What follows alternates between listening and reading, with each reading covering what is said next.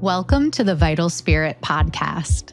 I'm Dr. Kelly Livingston, a naturopathic physician and your guide to a new health reality, one that connects body, mind, and spirit. Together, we'll dive deep into the art and science of holistic healing.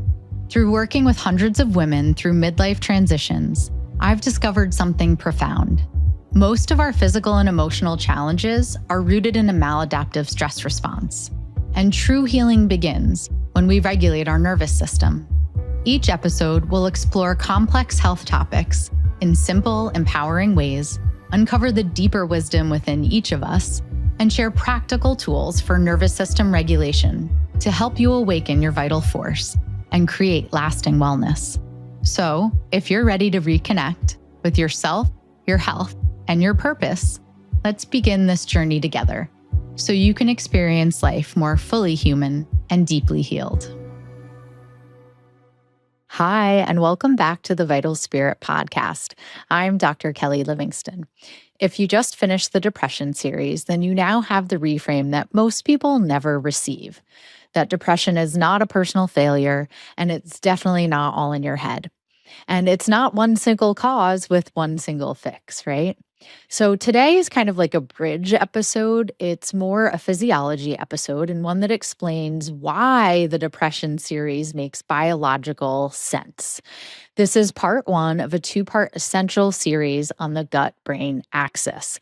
Now, I know I touched on the gut-brain axis when I went through pillar one of the Vital Spirit method, and that was back in episode 4. And this is because I start all, and I mean all, of my patients by working on the foundational gut-brain axis. And so today's episode is extremely important in the grand scheme of everything that I do as a naturopathic physician. And I think you'll understand why after you hear this episode. And when you know the why, in my experience, this gives you the power to make change. And knowledge is truly power when it comes to your health. So stick around and enjoy. In part one of this episode, we'll talk about the map of the gut-brain axis and the mechanisms. So we're going to dive deep into how the gut communicates with the brain through neural pathways, immune signaling, hormones, and microbial metabolites. So why does your microbiome matter? We're going to get all into that. And why mood can shift even when life looks fine on the outside. So even if there are not circumstances that should be impacting your mood, you might feel an impact in your mood. And then part 2 is the clinical translation of all of this. So we'll talk IBS, IBD, so inflammatory bowel disease versus irritable bowel syndrome. We'll talk about perimenopause and menopause and why the microbiome matters so much at this phase of life, and why the same foods suddenly don't work for you anymore, and why some patients of mine, and especially through perimenopause and menopause, I'll see them cycle between anxiety and fatigue. We're also going to touch on that therapeutic order and the healing sequence that actually holds for the gut-brain axis. And just a quick note before we begin this episode, this is for educational purposes. It's not medical advice. So I do use this as a framework to guide you into asking better questions and to understanding your body's language more clearly. I highly recommend that you find a gut-brain axis expert to work with who really understands the role that the gut-brain axis plays in your health. And that doesn't just mean running poop tests and taking antimicrobials. It also means understanding the nervous system piece of this puzzle and how they work together. Okay, so first, why does the gut-brain axis even exist? The gut-brain axis isn't a trendy concept. It's an ancient survival system. So we're going to talk just for one brief moment about evolution. From an evolutionary standpoint, the gut had to solve 3 primary problems for us. 1, it had to detect the environment. 2, it had to decide what's safe to let in. And 3, it had to mobilize defenses when needed. So digestion is super important, right? But it's not the whole story. You see, your gut is also a sensory organ.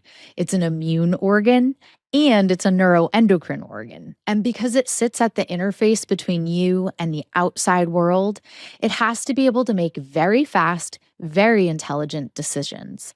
This is why gut symptoms are rarely just digestive. They're informational, they're a message about immune activation in the body, nervous system state. Are you in sympathetic or fight or flight? Or are you in parasympathetic rest and digest?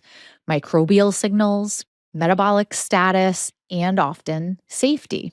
I want to briefly mention some research on sickness behavior. So here's what the data shows. In immunology and neuroscience, there's a well-described phenomenon called sickness behavior, where fatigue, low motivation, low appetite, social withdrawal, and reduced pleasure are seen. These behaviors are not a character flaw. They're adaptive programs driven by inflammatory signaling. So when cytokines rise, so your immune system is sending signals, the brain shifts towards conservation, isolation, and rest. This is really protective in an active acute infection, right? But in chronic inflammation, it can look like depression. So right away, we have this crucial reframe, right? For many people, mood symptoms are not primarily psychological, they're actually physiological survival states. Now let's talk about the nervous system inside your gut. So you have an entire nervous system embedded in your GI tract, and it's called the enteric nervous system. It's often referred to as the second brain, but honestly, that phrase still underestimates it in my experience. This system coordinates motility, so how frequently your bowels are moving. It regulates secretion. It interacts with immune cells. It senses chemical and mechanical stimuli, and it communicates with your brain constantly. And importantly, the enteric nervous system can operate semi-independently from your brain, which is amazing. And that's one reason you can feel gut anxiety before a conscious thought or even an anxious feeling.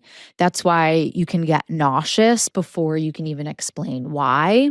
It's why you might have digestive urgency that doesn't necessarily match up with the stressors in the moment. And the gut is not just reacting to your thoughts. The gut is actually generating information. So this is exactly what we mean when we say, I have a gut feeling. So let's talk about the 4 major pathways of gut-brain communication. You have the neural pathway, the immune, the endocrine metabolic pathway, and you have microbial metabolites. So when we're talking about the gut-brain axis, we're talking about communication via usually the vagus nerve, but certainly communication between the gut and the brain. We're going to get into the vagus nerve in just a minute. So if you understand these 4 communication pathways, then you can understand why your mood, your hormones, your immune symptoms, and your digestion are so often interwoven. Okay, so pathway 1, the neural pathway. This consists of the vagus nerve and sensory signaling. Let's start with the vagus nerve. I have an entire episode on the vagus nerve that was back in episode 6. And also in this episode, we talk about polyvagal theory and why safety and regulation are so key to healing. So make sure you go back and check that episode out. And the vagus nerve is the main communication highway between the gut and the brainstem. And from there up into the limbic system. Remember, the limbic system is the emotional and threat processing center of the brain. So here's a detail that most people don't know. A large portion of your vagal fibers are actually afferent, meaning they carry information from the body back up to the brain, not just from the brain down to the body. So the vagus nerve is actually bidirectional. But most vagal fibers are sensory from body to brain. So here's what the data shows about this. It's well cited in the gut-brain literature that the vagus nerve is composed of roughly 80% afferent or sensory and 20% efferent or motor. So this means that it's largely a sensory reporting system to the brain about the state of the gut and vice versa. The translation of this all is that your brain's emotional tone is influenced by the signals it receives from your internal environment.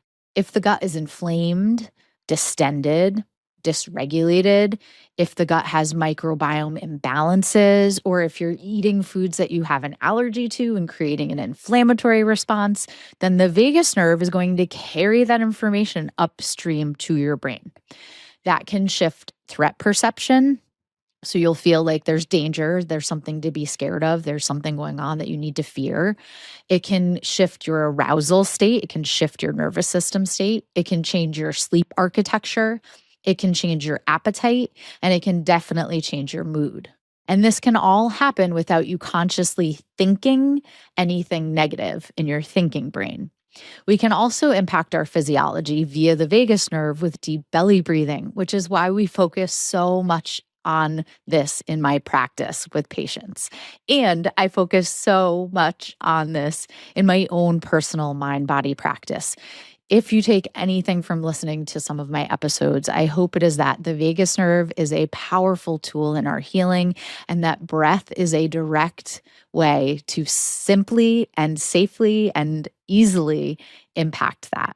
Okay, so pathway 2, the immune. So here we're talking about cytokines and neuroinflammation. The second pathway is all about immune signaling. So most of the immune system actually lives in and around our gut, and immune activation produces inflammatory molecules called cytokines. These cytokines can influence the blood-brain barrier. They can change microglial activation in the brain. They can alter neurotransmitter metabolites and metabolism of neurotransmitters. So I would say they can alter production and breakdown of neurotransmitters, and they can shift behavior toward withdrawal and conservation. So we went deep on this in the inflammatory depression episode, which was episode 15. So go back and check that one out for sure if you haven't already. And here's what the data shows.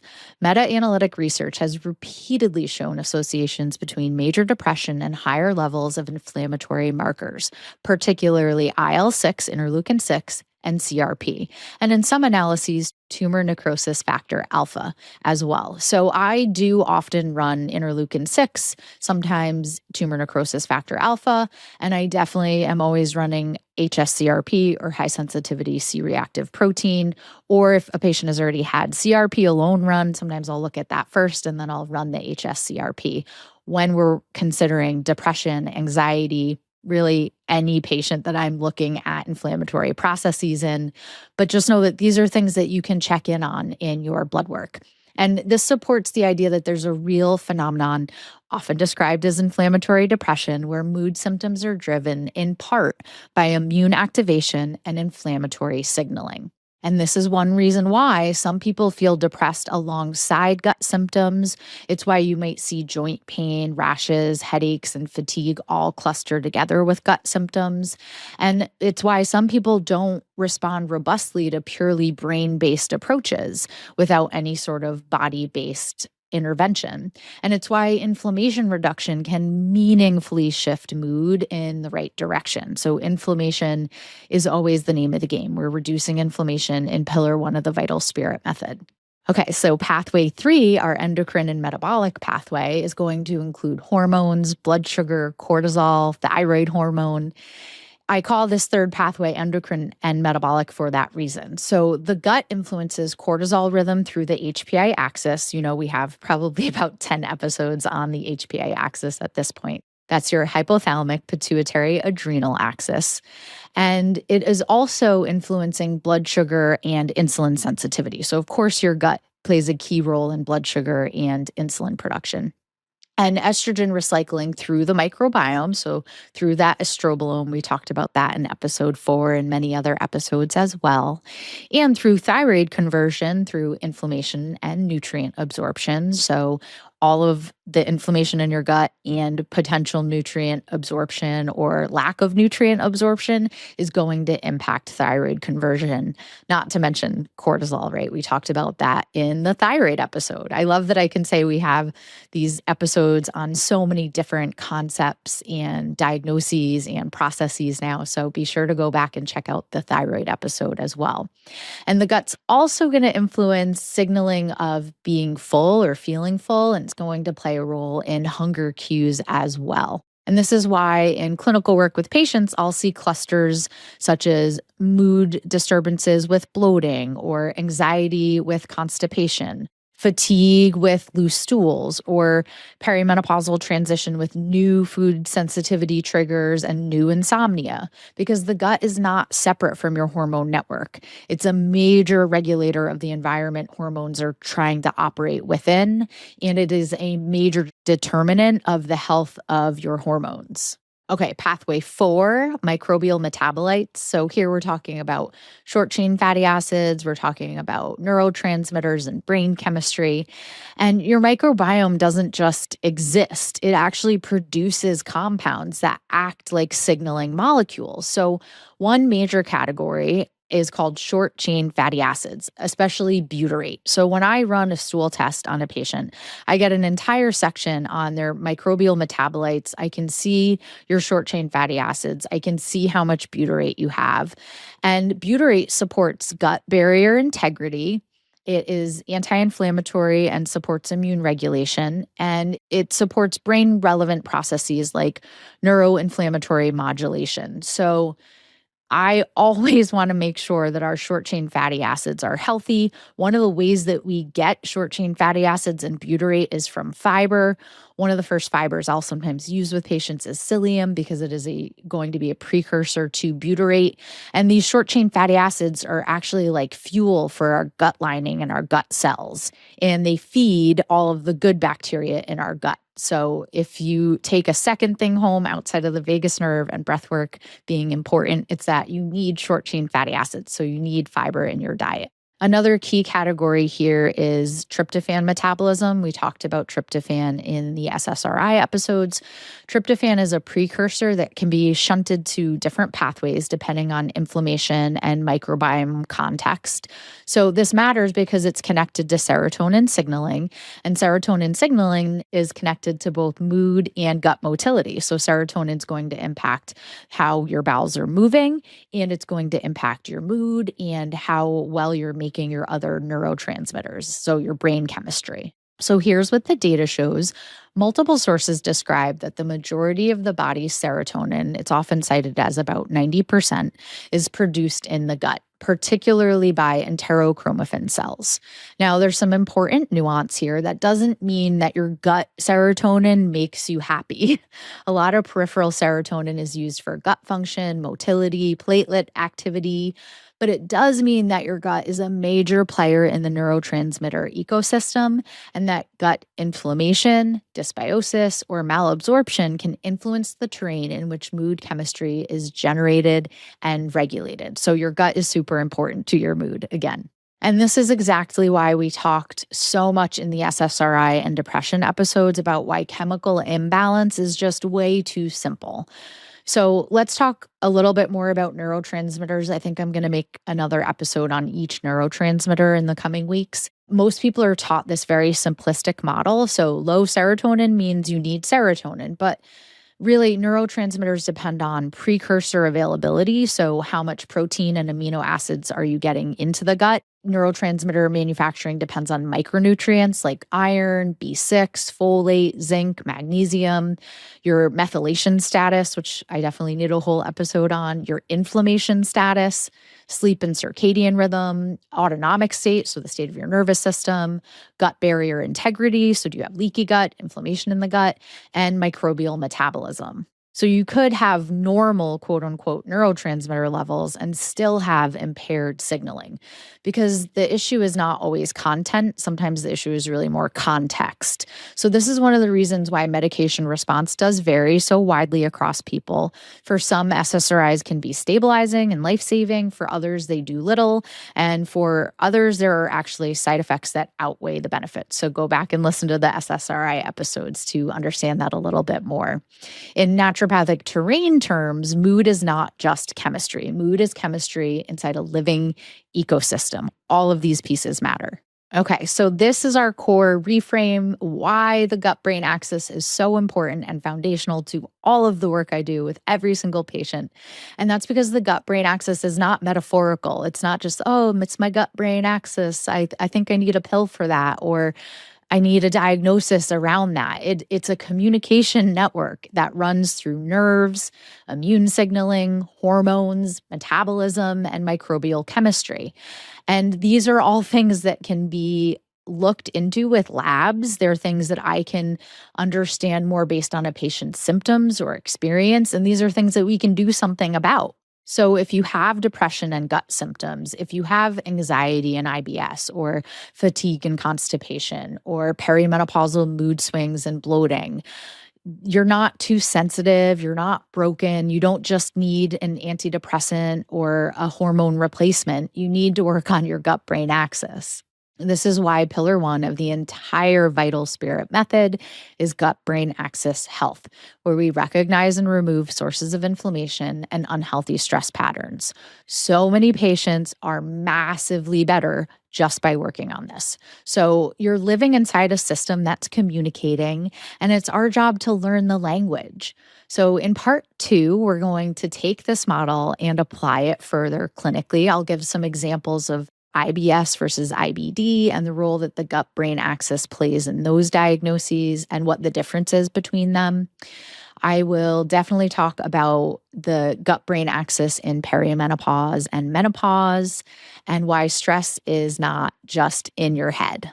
We'll also walk through the actual healing order, so the sequence that makes sense when you're working on gut brain repair, and that makes it sustainable too, right? It's a somewhat big endeavor to jump into healing the gut brain axis, and because it's foundational to the work that I do, I have many years of experience with hundreds of patients on working on this, and so I kind of know what sticks and what doesn't, and some of the pitfalls that you might hit on this journey. So I'll go through some of those in the next episode. If part one has been helpful, here are 3 quick ways you can support the podcast and help more women find this work. One would be to download and subscribe so you don't miss part 2. And another would be to share it with a friend who's been told their symptoms are just anxiety or just hormones. And a third would be, if you know you need more structured support right now, check out my program called the Calm Gut Clear Mind 21-Day Reset. It's on my website, and we'll put it in the show notes. It's designed for women dealing with the gut-brain loop, the patterns where digestive symptoms, anxiety, low mood, brain fog, fatigue, and stress physiology are all reinforcing each other. And I'm going to be offering a New Year's flash sale on Calm Gut Clear Mind. So if you've been waiting for a good time to join, this is it. You'll find details, like I said, in the show notes, or you can visit my website, www.drkellylivingston.com, and that's DR, and then you spell out my name, KELLYLIVINGSTON.com. So, okay, meet me in part 2, where we translate the biology into a clear healing path. Have a great day.